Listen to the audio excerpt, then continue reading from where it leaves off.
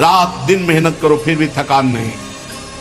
कुछ समय तक व्यवहार करके देखिए ब्रह्मचर्य का, फिर आपको खुद पता चलेगा कि कितना आनंद प्रदान करता है ब्रह्मचर्य। 3 ऐसी बातें हैं जिनमें मनुष्य को महासुख की अनुभूति जैसा लगता है। यदि हमें सुंदर स्त्री मिल जाए, पुरुष के अंदर रहता है, या सुंदर पुरुष मिल जाए, स्त्री के अंदर रहता है, या जैसा भी भाव, हम सुखी हो जाए।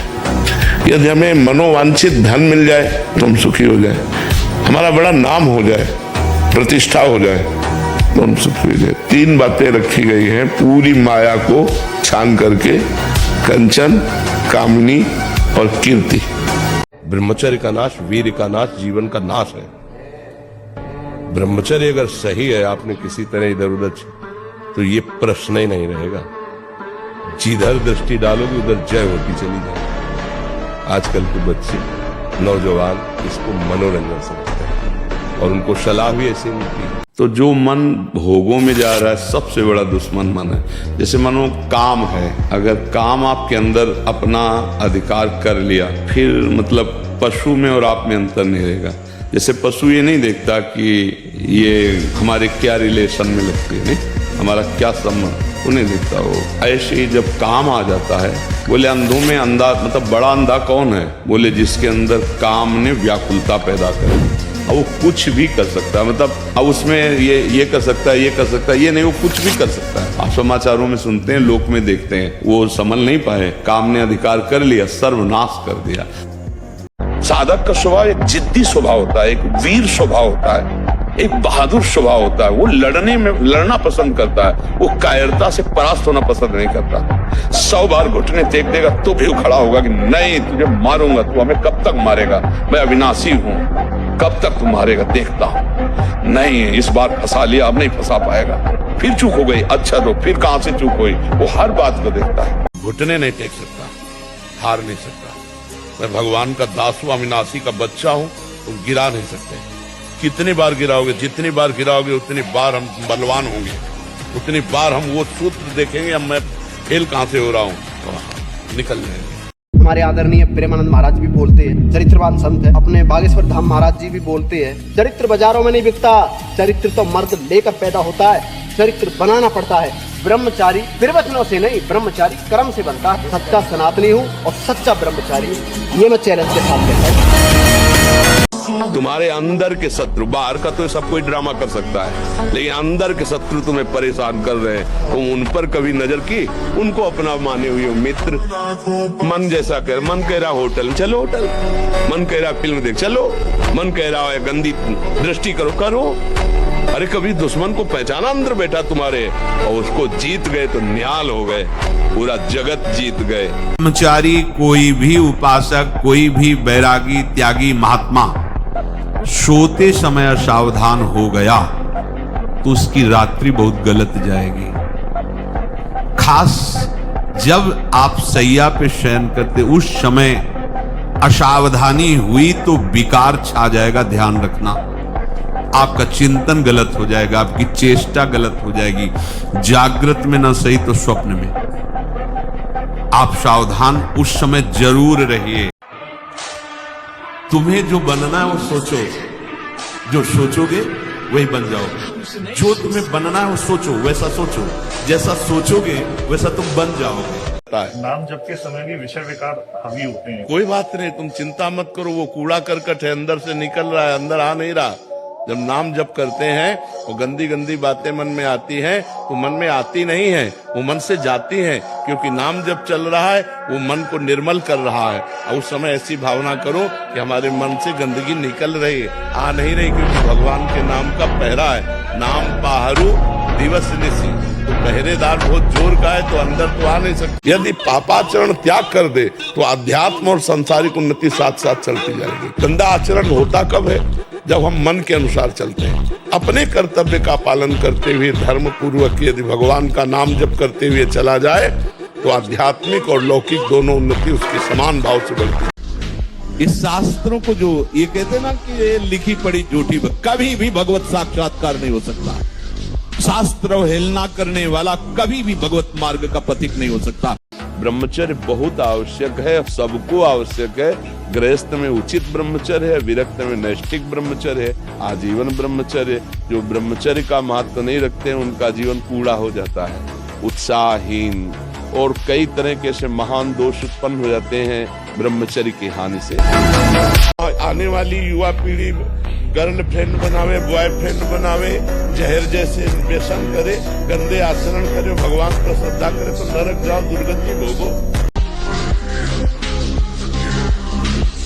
हारना नहीं, कभी हारना नहीं। मनुष्य जीवन हारने के लिए नहीं मिला है। एक बार तूने परास्त किया, दूसरी बार चढ़ते हैं, तीसरी बार हम चढ़ते हैं, देखते तू कई बार गिराता है हमको। आनंदित रहो, थोड़ा प्रसन्न रहो, थोड़ा सुबह 1-2 किलोमीटर दौड़ो, व्यायाम करो, एकदम चंगे, दिमाग प्रसन्न रखो, एकदम बच्चा कुछ नहीं। जिसके साथ भगवान है क्या बाल बांका हो सकता है। हमको आनंदित होना चाहिए और निर्भय रहना चाहिए, कभी डरना नहीं चाहिए और कभी किसी के भय के कारण झुकना नहीं चाहिए, क्योंकि अविनाशी हूँ, परमात्मा का अंश हूँ, गलत करूंगा नहीं, लेकिन तू गलत करेगा तो तेरे को भयभीत होना पड़ेगा। बस ऐसे स्वभाव में रहना चाहिए। कभी कुछ आप ऐसे अकेले घूमो। अंगद जी के लिए आता है, भगवान की महिमा का स्मरण करके पैर जमा दिया, उठा, तेरी सभा में कोई वीर हो तो मेरा चरण उठा दे। आप ये समझना, संयम में बहुत बड़ी ताकत है। अगर कहीं कोई ऊपर उठा है वो संयमी और अभ्यासी होगा। अगर हम उसको संचय करें और अभ्यास में बढ़ावें तो कुछ भी कर सकते हैं, कितना भी प्रवीण बन सकते हैं आप। ब्रह्मचर्य ही परम तप है, ब्रह्मचर्य ही परम धन है, ब्रह्मचर्य परम एकाग्रता है। एकाग्रता ब्रह्मचर्य से आती है। आंख मूंदो या खुली रखो, अगर ब्रह्मचर्य ठीक, एक शीतलता, एक गंभीरता, और जिधर दृष्टि लगा उधर एकदम चिपक जाएगी जाके। अगर आप शुद्ध ब्रह्मचर्य रहना चाहते, स्वप्न दोष से निपटना चाहते, तत्काल व्यायाम कीजिए। 30 मिनट कम से कम। दंड है, बैठक है, और भी आसन है योगियों ने बताए हैं। और फिर 20 मिनट कम से कम प्राणायाम कीजिए, और इसके बाद 30 मिनट तक कोई खान पान न कीजिए। प्राणायाम व्यायाम के 30 मिनट तक ना आप चाय पीजिए ना पानी। चाय तो बड़े बूढ़ों की बात है, आपका शरीर रोगी हो तो चाय की जरूरत क्या है। ब्रह्मचर्य का संरक्षण कैसे हो ये तुम्हें सोचते रहना। ब्रह्मचारी चाहे लड़की हो, शरीर हो चाहे पुरुष शरीर, ब्रह्मचर्य परमार्थ की ऊंचाई पर चढ़ने के लिए आवश्यक वस्तु है। चरित्र जब तक ठीक नहीं होगा तब तक ये बात नहीं रहेगी। तो चरित्र को इस समय तो बिल्कुल कुछ समझे नहीं जा रहा है। चरित्र को तो बिल्कुल रद्दी कागज किया जा रहा है, और जबकि हमारे यहाँ भारत में चरित्र की ही पूजा होती है। रावण किस बात में कम था? उत्तम कुल पुलस्त करना थी, और विद्वान तो अद्भुत और बलवान तो अद्भुत। क्या कमी क्या थी? चरित्रहीनता। बस चरित्रहीन होने के कारण पुतला जलाया जाता है। गंदे आचरण मत करो, गंदा नशा मत करो, गंदा व्यवहार मत करो, भगवान इसी से प्रसन्न हो जाएंगे। आप ज्यादा जब तक भले मत करो, पर गंदे आचरण मत करो, और भगवान का सहारा वो सब कुछ संभाल लेते, बहुत समर्थ है।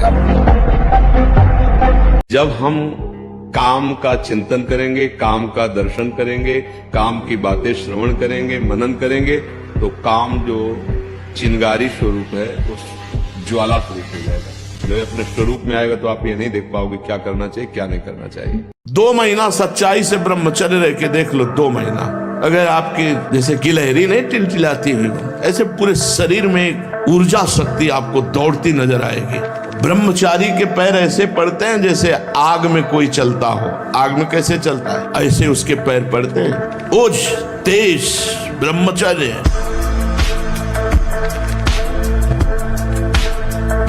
ब्रह्मचारी हो, उद्देश्य ठीक हो, एक बार पढ़ लोगे, 1000 वर्ष अगर जीवित रहे कभी भी कुछ लोग बात आ जाएगी। हम नाना प्रकार की क्रियाओं से ब्रह्मचर्य का नाश करें, अपने उद्देश्य का नाश करें। यही बात वो आप कह रहे हैं। आज जो चेहरे पे चमक है, संयम विहीन जीवन, शुष्क उदासहीन पशुवत जीवन। पूर्ण ब्रह्मचर्य देश का, समाज का, आत्मा का, सबका परम लाभ। अंगद ने कहा, तुम जिसे बार बार मनुष्य कहता, मैं उनका क्षुद्र दूत हूं रावण।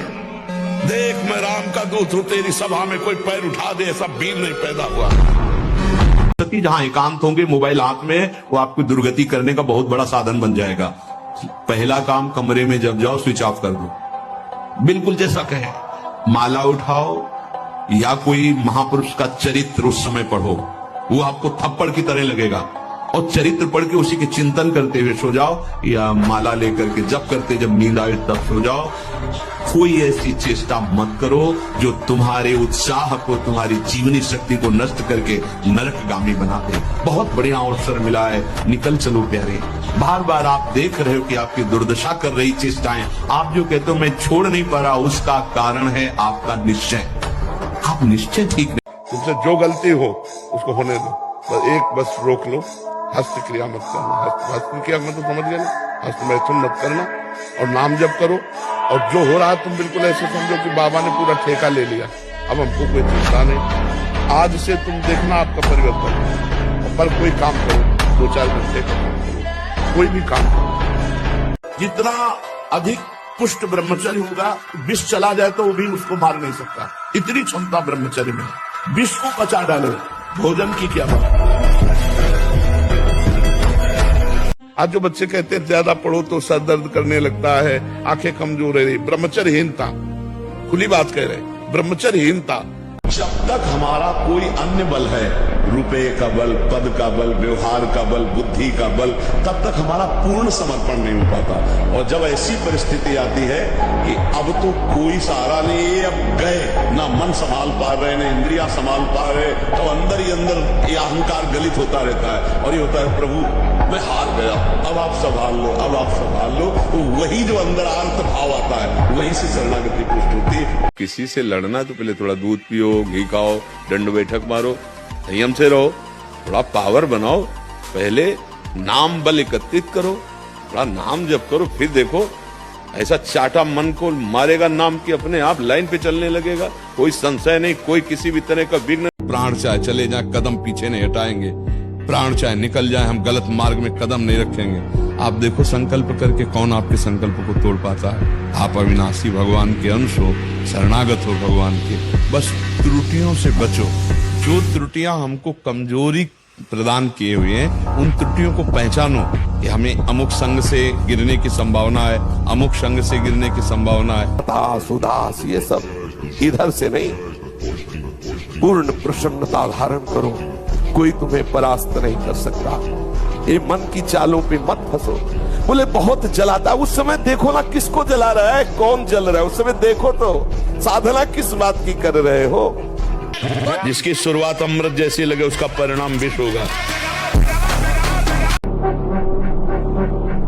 इसलिए बहुत सावधान रहिए, अपने कान को संभालिए, जबान को संभालिए, नेत्रों को संभालिए। इन 3 से ही साधना बनती है और बिगड़ती है। नेत्र गलत देखेंगे, जबान गलत बोलेगी, कान गलत सुनेंगे तो आपका गलत चिंतन होगा, गलत क्रियाएं होंगी। और आप सत्य सुनोगे तो सत्य भगवान की प्राप्ति कराता है। और जब ब्रह्मचर्य, ऐसा कैसे हो सकता है? बल है ना, अध्यात्म बल, शारीरिक बल की बात नहीं कहते। ऐसा कैसे हो सकता है? यदि एक बार ऐसा हुआ तो 1000 बार मैं प्रयास करूंगा और इस पर विजय। वो मतलब एक जिद्दी स्वभाव, एक निष्ठा, उसी से आती है, उसी से। पहले खेती जोतते थे ना किसान, एक फार वाला होता था और पूरे खेत को उसी से जोतला है, बलवान होते। 2 लीटर मठा और 8 रोटी पाए, बैल की जैसी ताकत। अगर बैल को नाक पकड़ के रोक ले तो वो वही खड़ा हो जाए।